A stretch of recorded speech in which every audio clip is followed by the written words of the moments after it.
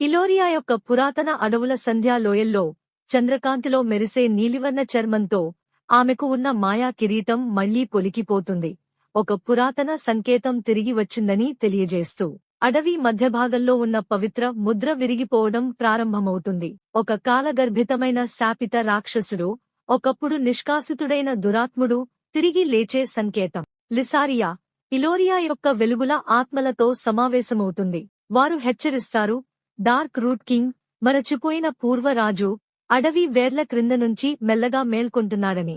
తేజోమయమైన Phoenix పక్షితో కలిసి లిసారియా 3 crystal అగ్నిని సంపాదించేందుకు ప్రయాణం ప్రారంభిస్తుంది.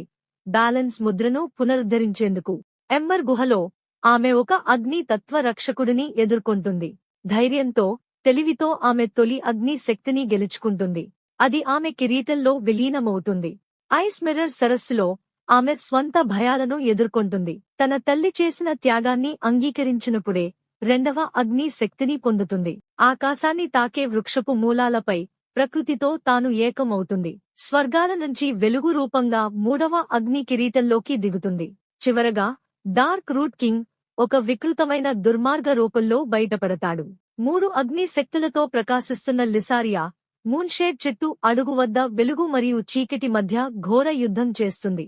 డార్క్ రూట్ కింగ్ ను ఓడించిన తర్వాత లిసారియా తన సిబ్బతిని భూమిలో నాటుతుంది. ఆ వెలుగు ఇలోరియాను నిండి తిరిగి సమతౌల్యాన్ని తీసుకురస్తుంది. ఆమె కిరీటం ఇప్పుడు శాశ్వత జ్వాలలతో ప్రకాశిస్తుంది. ఇప్పుడు ఆమె కేవలం రాజకుమార్తె కాదు, ఇలోరియాకు శాశ్వతమైన రక్షకురాలు.